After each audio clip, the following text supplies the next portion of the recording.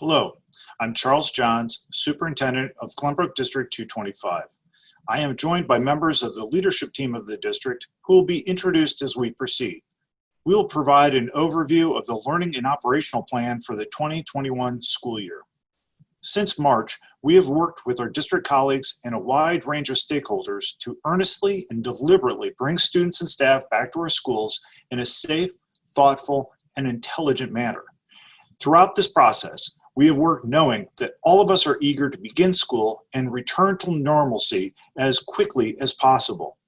We yearn for the memories of school from before mid-March. Recognizing that COVID is still amongst us and can reemerge in unpredictable ways, we also know the absolute necessity to make sure that the return is safe and as smooth as possible. Even as students return to school, as we comply with safety regulations, it will be quite some time before we return to an experience that we had months ago. To get there as fast and as safely as possible, we have designed the following plan. From the outset, our guiding principles were clear and straightforward. First among these are the absolute necessity of keeping our school community safe. This means students, staff, and the families that they come home to. Second is the absolute necessity of developing educational experiences in what we call the 4As for all of our students. Third, we know that our students and our staff and families have experienced real fear, trauma, and maybe illness and loss through these past 5 months. We have and will continue to incorporate that knowledge into our planning and implementation. Finally, the last 2 bullet points establish how we will meet the first 3 principles by establishing as much consistency and stability as possible into an era of so many unknowns is critical. At the same time, we work to develop an intelligent system that allows us to be adaptive and agile as the circumstances require. Ultimately, it is a moderate approach that ensures that we can walk before we run. Other than schools, no organizations are considering bringing thousands of occupants into one building at one time. There are many hands involved in the development of this plan. Administrators across the district held 24 focus groups and met with well over 200 parents. The building leaders held staff focus groups serving nearly 200 staff. Additionally, student sessions were held with over 100 students. We met weekly with our feeder district colleagues as well as our high school district colleagues. We conferred with health professionals, legislators, and legal counsel. In the end, we have designed a plan that is designed to bring students and staff back into schools in a way that is safe for all involved. Our Return to Learn plan is a continuum that is based on clear indicators. These indicators will determine how the district moves in either direction towards full reopening. Each of these steps represents a type of learning environment. While it can be difficult to reconcile, the one thing we know about this crisis is that we don't know the future. We have to anticipate that there may be movement back and forth along the continuum in the year ahead. Before reviewing the 4 steps, let me clearly establish that our mission is to ensure our commitment to providing live touch points every day for every student with every teacher in every class. Let's now begin with step 1. We will proceed to start the school year with full e-learning for all students. We believe that this will enable our students and staff to begin strongly. We will gain confidence and capacity to proceed to our next steps. Step 2. After Labor Day, we will start to gradually return students to school. Beginning with step 2, families will have the option to choose to continue to have their students continuing with full-time e-learning. Step 3, we will begin an AM/PM model in which our students will rotate attending in the morning or afternoon. Finally, when we reach the governor's declaration of phase 5, we will be in step 4, and all students will return in person. Movement along the steps will be determined by our ability to meet the guiding principles and these 7 indicators.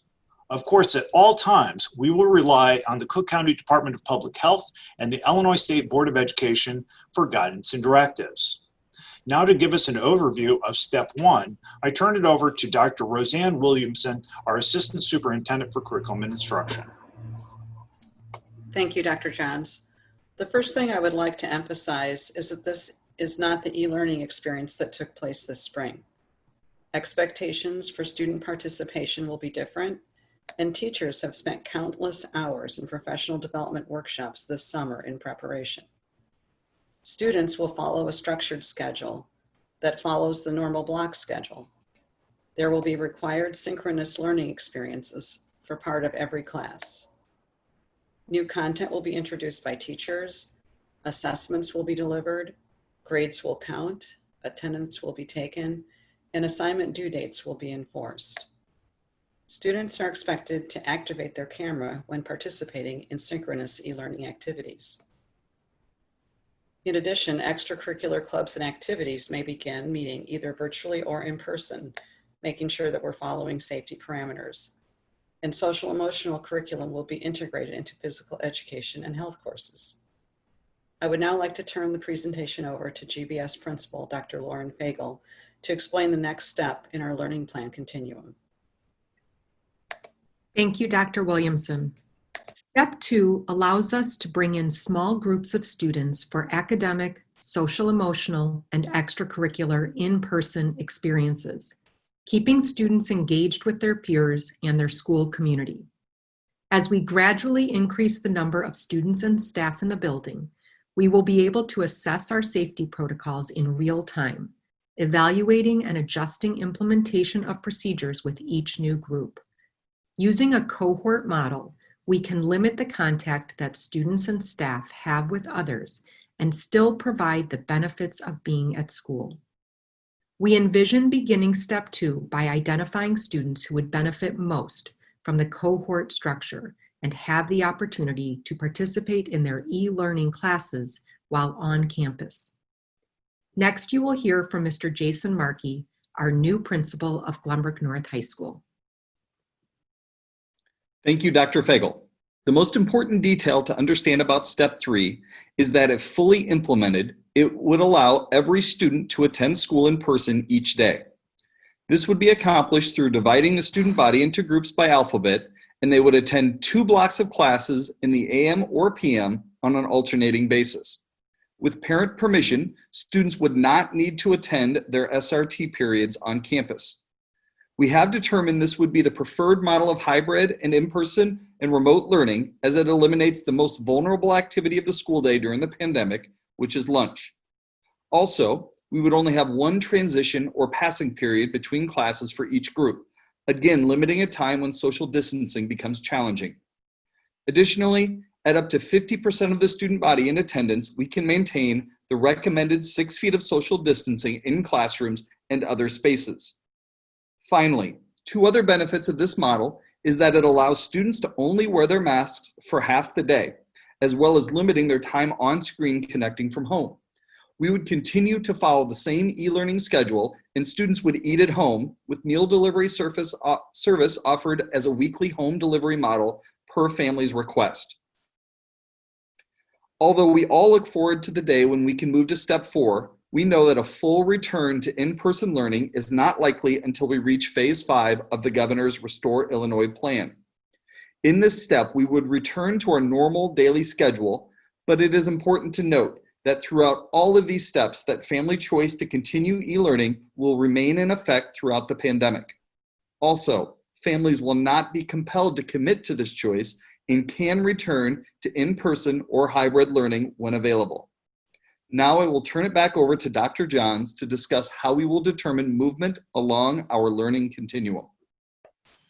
Thank you, Mr. Markey.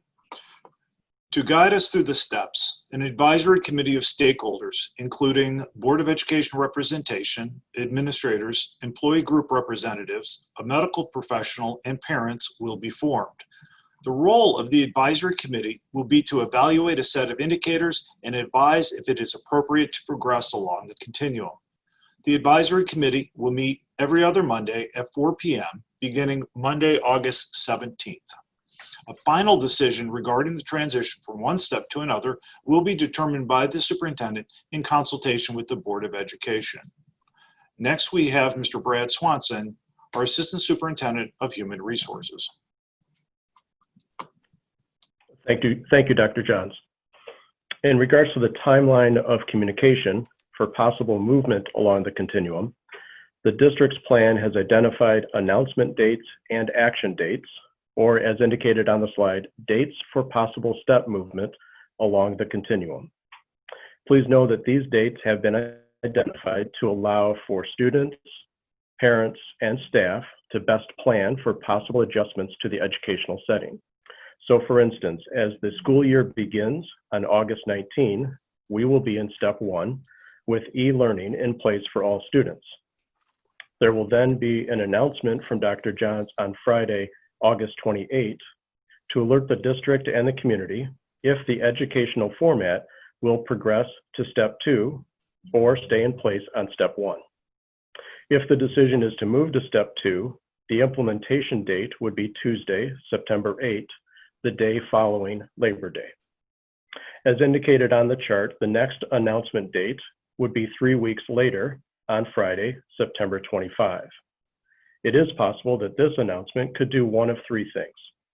Announce that there is a regression on the continuum back to step 1, the decision to remain on step 2, or the decision to progress on the continuum to step 3.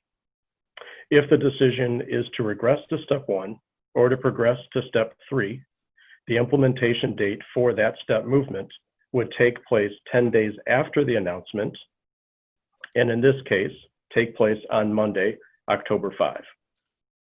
As you can see, the announcement dates and the possible dates of step movement then progress throughout the first semester in approximately month-by-month increments. Please note that the final announcement date listed on December 18 would indicate what possible step movement would take place on Tuesday, January 19, which is the start of the second semester. We hope that this schedule of announcement dates and action dates will inform our educational community as to the possible step changes that may take place at identified times throughout first semester. This timeline also provides clarity and transparency for the advisory committee, the administrative team, and the superintendent, as they will use these benchmarks as they analyze data related to the indicators in order to determine if it is safe and educationally sound to progress along the learning plan continuum. At this time, I'd like to transition to Dr. R.J. Gravel, Assistant Superintendent for Business Services, to provide an overview of the district's learning and operational plan for this fall. Thank you, Mr. Swanson. In addition to this presentation, school and district leadership teams have developed a comprehensive manual that addresses both learning and operational considerations specific to the upcoming school year. Divided into 5 sections, this manual provides a framework for how the school district will address the 4 A's, or our academics, activities, athletics, and the arts, health and wellness, human resources, and operations. Parents, students, and staff will find detailed guidance on how the school district has implemented social distancing strategies, including the 6-foot distancing standard across all learning spaces, updated its school building entry and school bus boarding procedures to include a daily health questionnaire for all students, staff, and visitors, inclusive of an on-site temperature check, developed face covering procedures, and also procured reusable face coverings for all students and staff, and has developed a meal service delivery program for all families participating in our Student Financial Assistance Program to receive meals at home. This document will continue to evolve as we receive additional guidance from the Illinois State Board of Education and the Illinois Department of Public Health. And as the school district transitions between steps on the continuum and we learn more, we will continue to update the document and indicate any changes in a summary sheet at the beginning of the document. A second resource that we often refer to as the 2-pager, pictured here on the right, provides a snapshot of the learning plan continuum and a description of each step. We hope that these resources provide answers to essential questions and are helpful to all of our families and staff as we prepare together for the fall. At this time, I would like to transition back to our superintendent, Dr. Charles Johns. Thank you, Dr. Gravel. We thank our audience for joining us in this presentation. We know that there will be questions regarding the plan. If you have questions or feedback, please email it to this email address, learningplan@glenbrook225.org, and we will incorporate it into a frequently asked questions page on our district website. Thank you very much.